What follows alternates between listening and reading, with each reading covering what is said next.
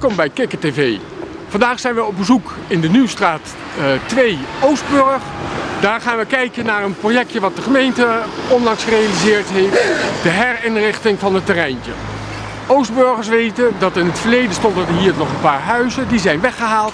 En wij zijn benieuwd wat de gemeente voor plannetjes heeft gemaakt om daar een mooie inrichting van te maken.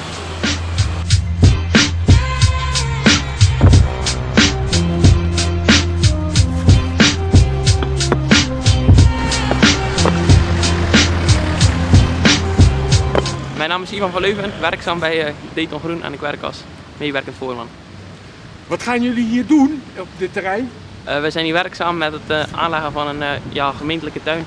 En daar alle toeschouwers kunnen hier gebruik van gaan maken. Oké.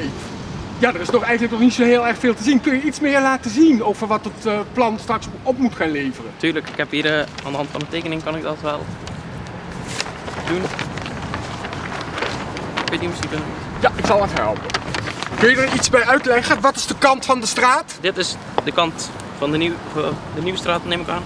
En dan hier komt eigenlijk gewoon een doorlopend pad waar mensen gewoon in kunnen gaan. Hier komen 4 picknicktafels. Dus dan kunnen mensen gewoon aan lunchen of tussen de middag als ze even pauze hebben van hun werk kunnen ze hier bijvoorbeeld even gaan zitten. Dus volgens mij is het ook nog de bedoeling dat hier een jeu de boulebaan komt. Dus dat is ook nog een beetje vrije tijd erin kunnen besteden. Ja, voor de rest is het gewoon een simpel, makkelijk onderhoudende tuin. Oké, en voor wie is het nou bedoeld? Deze tuin is bedoeld voor, eigenlijk gewoon voor alle mensen die hier volgens mij langskomen gelopen. Voor alle inwoners van Oostburg? Ja.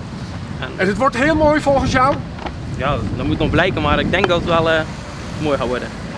Goed, nou ja, we zijn heel erg benieuwd naar straks naar het resultaat. Dankjewel. Kijk, graag gedaan.